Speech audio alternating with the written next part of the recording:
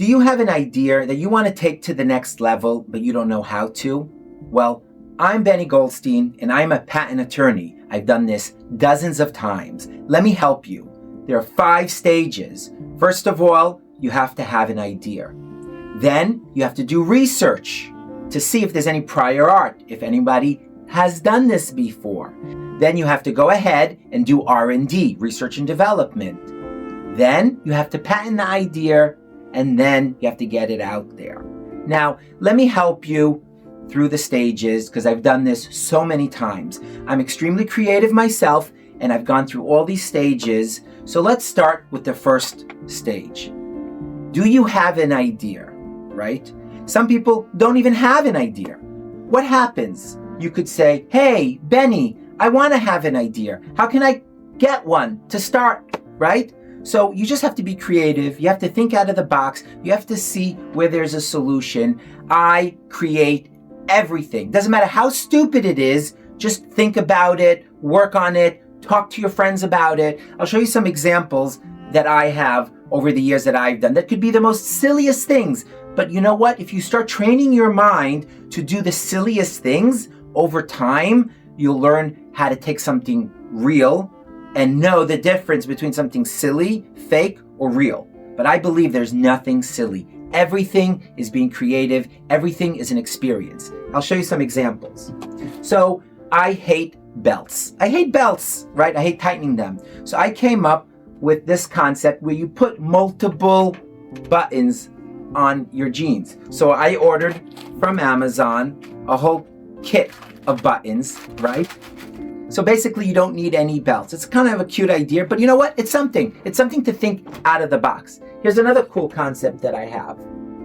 It's my toilet paper snowman. I wanted something decorative, and I went ahead and created these designs. It's a nice arts and crafts I did on Sunday with glue and cardboard. It was fun, and I created it, right? But it doesn't matter what you create. At the end of the day, you just want to create. So here's another idea. This is called a New York State registration. You put it on your car. Look how big it is. It takes up the whole space, the viewing space on the windshield when you're driving. So I went ahead, photocopied it, and made it smaller and put it on the outside, so where the black is, so it doesn't interfere where my viewing point is for driving.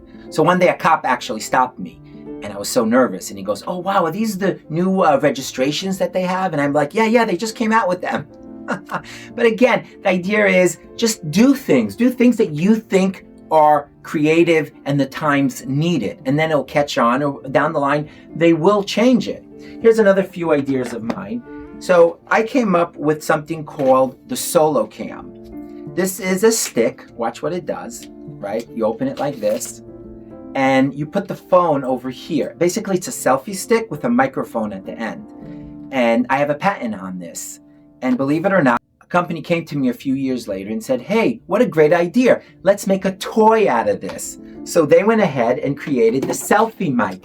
They sold over 1 million selfie mics. I made over $500,000 worth of royalties in the past on this. And this toy, by the way, won the #1 toy in Britain in 2013, I think. So it was a great idea, but like everything else, it just faded out and disappeared. Here's another idea I had. So I had an idea, so I made it out of cardboard, right? And I cut it up, and I wanted to make this brace. Basically, some kind of brace that it's a mechanical tension weights, where you don't have to have heavy weights anymore because it's dangerous. It could fall on you and hurt you. So instead, after a few years after making this, I went ahead and did a prototype, spent tens of thousands of dollars. This is the actual prototype. And what it does is basically you can tighten the screw here, and it's like a drum braking mechanism, kind of like what's on a car, and it tightens it, right? And you can struggle. You can, you see, you can tighten it a little more, and then it becomes harder. So you can lift like 50 pounds. Whoops, it's still a prototype. You can lift like 50 pounds with this thing, and instead of having actual weights, which are dangerous and it could fall on you, and this you could take with you on the go, on trips and stuff like that. And I have so many inventions over the years. Silly ones, smarter ones, it doesn't matter. Just get into the mindset of inventing and coming up with things. That's the trick. Now, that's stage number 1. If you happen to have an idea already and you want to know how to take it to the next level.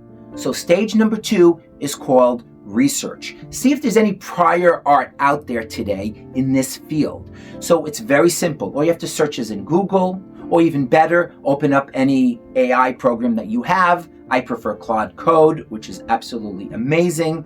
Now, you type in there, what's your idea, describe it very well, and say, hey, research online, see if something like this exists, and also go through all the patents online and see if this has prior art or people have done stuff that are similar. And you'll wait 10 minutes and it'll start coming up different things. And then don't trust it if it says, hey, yes, there is something like that out there. You manually ask for links. You go and click on those links and see if it actually matches your product. Because a lot of times AI could tell you, oh, the description sounds similar, so it's out there already. But really, in reality, it's a totally different product. So you need to actually human eyes to look into each page and see if it actually makes sense. You'll be surprised that probably it's not out there at all. And then ask it, hey, can I patent this? Do you think this is a great idea? So AI could tell you yes.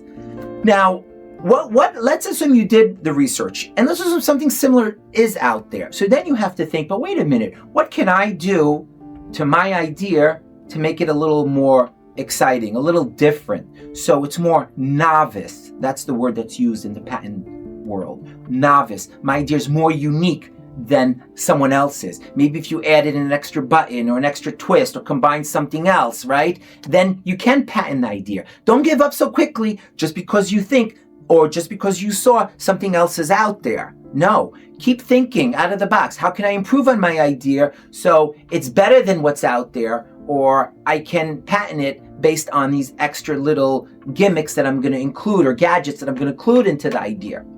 So once you figure this out, never publicize the idea. Keep it quiet until after you submit your patent.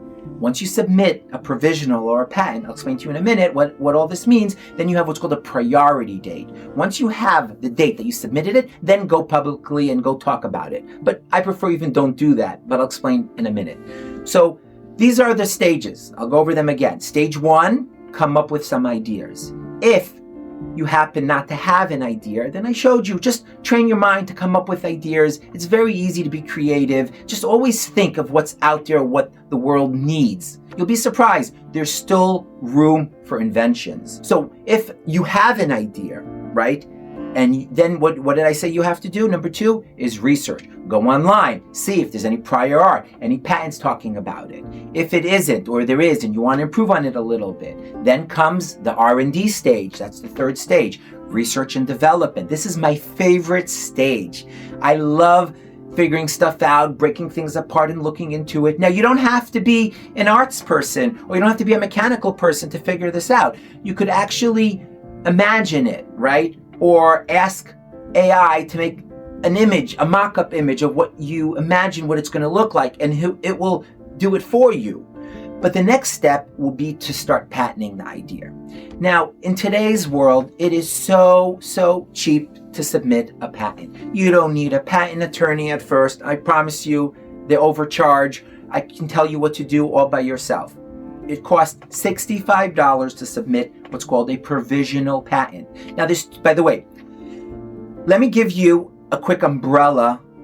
I'm going to give you a quick umbrella overview of the intellectual property world. Basically, just like real property, land, which is something physical, right? Then intellectual property is something that's not tangible. I can't touch it. So basically, the countries came together many years ago, and they said, we will grant you a patent exclusivity on this idea on the condition that it goes public and the public can enjoy it after 20 years. Meaning, the world's community got together and said, if your idea is novice and it's new and no one has this, it doesn't exist in the world, we'll grant you this idea to have exclusive for 20 years. If it's medicine or medical, then it's 25 years because it costs a little more money to develop it. But otherwise, it's 20 years. After 20 years, when your patent expires, then the world owns your idea and anybody can enjoy it. That's the concept. It's a very simple concept. So what happens? You have to come up with an idea, right? And then you patent it. Now, there's 4 different kinds of intellectual properties. One is called a trademark. A trademark is based on a name. If you have a name of a company, right, and you want to trademark that name, usually you'll see a TM stands for trademark, or R with a circle around it. That's called registered. Now, these names of companies are protected. You can't use it. Now, by the way, if you use that name before they registered that name, then you are allowed to keep your name and then live harmonically with that company that came afterwards and registered it. That's kind of like the loophole. I think Domino's Pizza had that problem. Someone else came out with Domino's in Israel, actually. There's a story, and he had this little green dragon. And then a few years later, Domino's Pizza came out, the famous Domino pizzas with the colors red and blue, and they came and sued, said, excuse me, you can't use Domino's Pizza. We own the rights for it. So they went to court, and at the end, what happened? The judges said, well, they came before you, so you have to live harmonically, you have to live in peace with them in the future. Until today, 30 years later, you still have Domino's Pizza with the green dragon in Israel, and they're still competing. But okay, that's the rule. So a trademark is basically you're protecting your name. Like all the big names out there, McDonald's, Costco, Walmart, Nike, all the names are protected. Now, there's 2 kinds of trademark, by the way. There's the name verbally. If you just say the name Nike or McDonald's, that name is protected. And then there's the name that's protected with the actual logo, which is a little not as strong as a protection. So, for an example, if there's a name that's a generic name, let's assume flowers, which actually they won't allow you today to trademark the word flowers because it's just so generic. But if you had a logo with a beautiful flower in a certain direction, then they'll say, you know what, those weird colors with the name flower, maybe we'll give it to you. Okay, so that's a trademark. That's one type of intellectual property. The second kind of intellectual property is called copyright. Copyright means that you're protecting your work. If you're an artist, no one can steal your artwork. It's yours. If you wrote a book, those words that are written on a piece of paper, they're yours. No one can take them. The book is copyrighted. Take, for an example, Stan Lee. He came up with Spider-Man and Superman and all those beautiful superheroes, right? No one can take them. Look at Mickey Mouse. What was his name? Disney. Walt Disney came out with Mickey Mouse. Now, the law is that it becomes public domain 70 years after the person passes away. I think it could be 90 years, I'm not sure.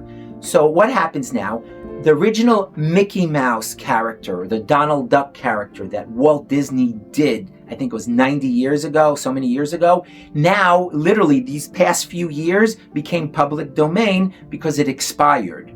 But the new character of Disney, I don't think you can use, but the original ones you can, which is kind of cool. Now, that's called copyright.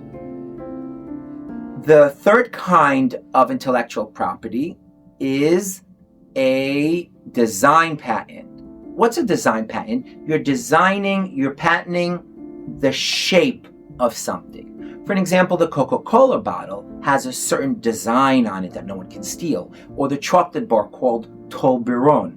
I think I said it right, with these triangles.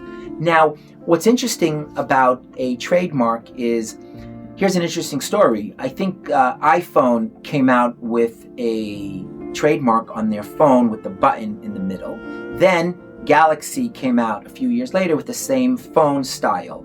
But what happened was, they said, excuse me, we submitted a patent on the design of the iPhone, on the shape with the button in the screen, right? So how could Galaxy go ahead in the future and do the same thing? They're infringing on their utility patent. So it was in court for many, many years. And finally, the verdict was that the patent office didn't have the right to grant iPhone to begin with that design patent because it was too broad. Now, here's an interesting concept. They have what's called a shadow test, where if you saw the shadow of the Coca-Cola bottle from a distance, and you just saw the black shadow, the silhouette line, you would recognize, hey, that's a Coca-Cola bottle, right? Or for an example, the Toblerone chocolate bar. From a distance, the way it's shaped, right away you recognize it. That's called a shadow test. And because it got so popular, these designs, then no one can take them for years, which is just an interesting concept by itself. Now, by the way, remember I told you about trademark when you have a name? So here's another interesting thing. If a product becomes so popular, then it loses its trademark name. What do I mean? Take, for example, the name Kleenex, right? Or tissue. Did you know those names were actually names of products, but they became so popular that today everyone says, oh, pass the Kleenex. It became part of the dictionary. So you can't really trademark anymore the name Kleenex or tissue or Google that, Google this. Everyone's allowed to use those names anymore because it became part of the vocabulary. It became too popular. That's the problem. If a product becomes too successful, the name gets lost. Now, don't go ahead and say, hey, I'm going to use Google for everything. No, you can't do that. But there's different rules, but I'm not going into detail. So there are 4 intellectual properties. We covered 3 so far. We covered trademark, which is a name. Then we covered copyright, which is books and artwork and board games and whatever, so many. Then comes utility patent, which is a shape of a design. Now, the 4th kind of intellectual property that's protected is called a utility patent, okay? Now, here's where it gets very interesting. A patent is a combination of things that's novice, that's very, very unique, and it's not out there. It wasn't published. People didn't talk about it. People didn't patent it previously. It has to be a combination of things that's very, very unique, that actually comes to help someone's life out. It can't be just something that's useless. You can't come and say, hey, I have an idea. I came up with the Michael J. Fox hoverboard from Back to the Future. I'm patenting it. That's silly. You can't patent an idea if you can't prove it. You have to actually show how it works. And in the description of a patent, when you submit it, you have to submit it in a terms of words that anyone in that field can read it, understand it, and build it on their own. If they can't, then there's nothing to patent. So you can't say, oh, I'm patenting a flying car. And then 10 years later, someone actually made a flying car. You can't say, hey, that was my idea. You didn't patent anything. You didn't come up with anything. You cannot patent an idea. Okay? That's the first thing everyone thinks. So I want to help you. I want to stop you right there. No patenting any ideas. Doesn't exist. You have to be realistic. Now, here's an interesting story. In the early 1940s or 50s, when the first automobiles came out, they had what's called the windshield wipers. And it was only one speed. It only moved at one speed. So this guy came and said, hey, you know what? When it's drizzling outside or not raining so hard, let me make 3 speeds. So he created a knob, wired it, and create 3 different speeds. Slow for when it's like misty, and then faster when it's drizzling, and then super fast when it's like raining hard. And he went ahead and patented it, and the patent got approved. Because think about it, at that time, no one thought of making 3 speeds. What happened? All the automotive companies came and took that idea and made 3 speeds. And he sued them, said, hey, excuse me, this is my idea. You can't take my idea and without paying me. And everyone foo-fooed it. No, it's stupid. It's everyone's idea. It doesn't make sense. It's so simple. How can you even patent such a thing? So this guy ended up suing in court, lost his job, lost his wife, put all his money into suing them. There's a whole movie about this, I think. And many years later, he actually won in court, and he won tens of millions of dollars retroactively based on that idea. Now, a utility patent, you have to submit a utility patent. People think it costs so much money. What costs money is writing the patent. But today, thanks to AI, you can do it really, really cheap for nothing almost. And the only cost you have is the cost of submitting it. Now, to submit an actual patent doesn't cost that much. I'll tell you how much it costs right now. So there's what's called a micro entity status. What does this mean? Basically, the patent office said, hey, we want to motivate people to submit patents because people are creative. We don't want to make it too expensive for them. Let's make it affordable, right? People think the patent office is bad and they just want to charge money. Believe it or not, The people at the patent office, USPTO, are so sweet. They're so nice. They want you to come with ideas and send them. They want you to be creative. America has pride when you bring ideas to America. Every country has pride. Which country has more ideas, more patents submitted, right? So there's three kinds of statuses when you submit a patent. The first one's called micro-entity.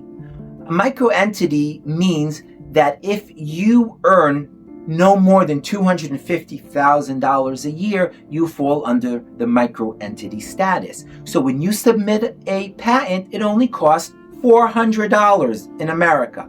That's it.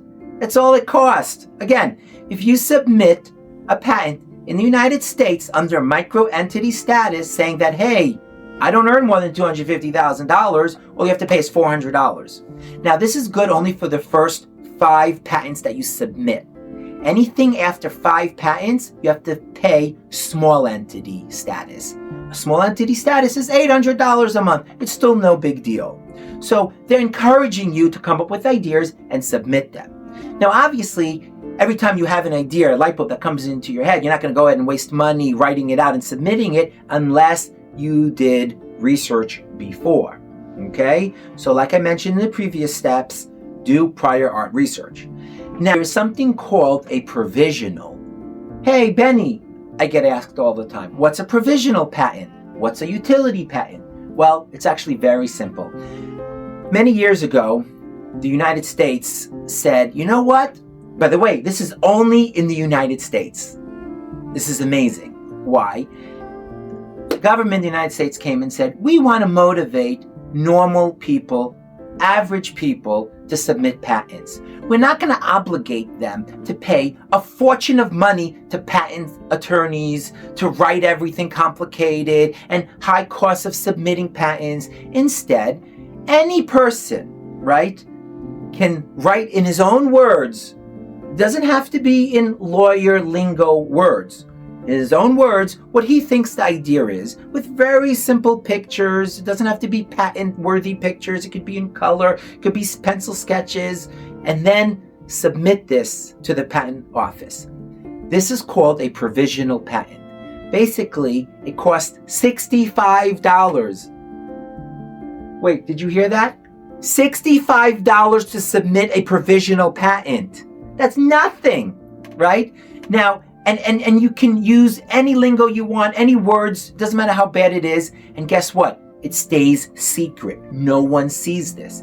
This gives you a priority date for 1 year. Isn't that awesome? So submitting a provisional patent keeps the priority date from the moment you submit it for 1 year. By the way, submitting all these patents is so easy. I'll teach you later how to submit these patents. I'm going to show it in another video.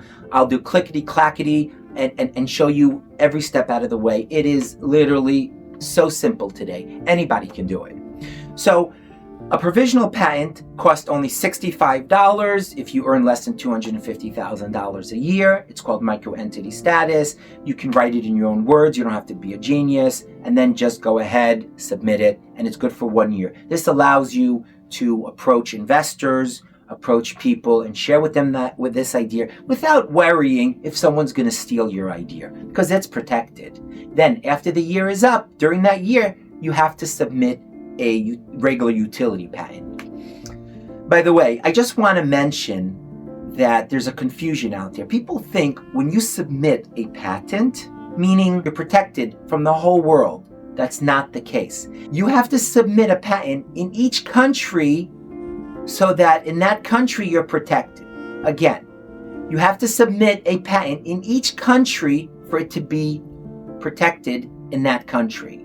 Okay? So again, but the trick is, why submit it in little countries where it's not worth it? Only submit it in the majority, in the major countries that it will be protected. Like America has 350 million people in there, or in Europe, or in China, where that's where they develop the patent, so where they manufacture it, so at least you protect it from being manufactured.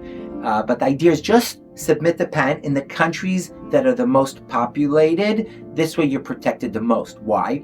Because down the line, if someone ever decides to take your patent and actually make your product, and they will develop it, it's not worth it for them to sell it in those little countries. Of course, they're going to want to sell it in the big countries where the population is so big. So you can stop them from importing them into those big countries.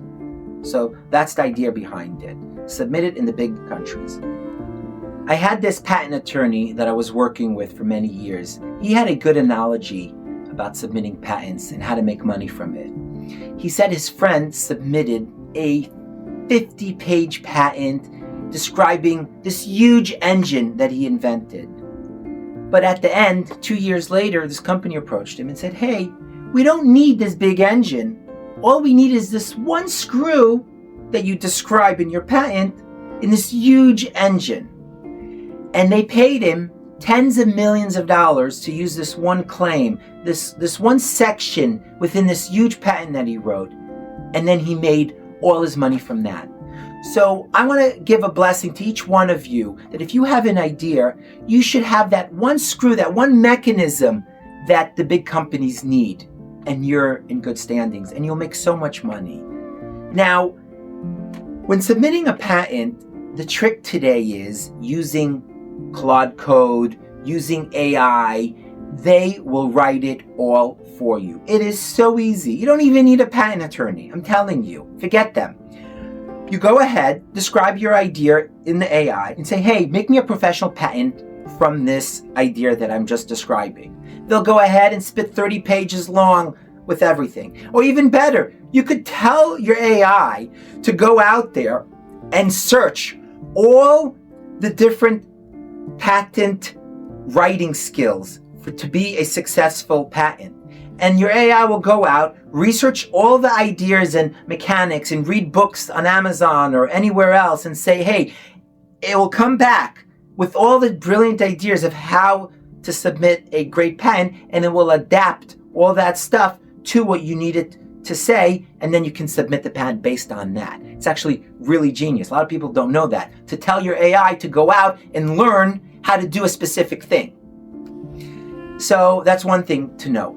Second of all, I realized that, for example, ChatGPT is good in making patent images.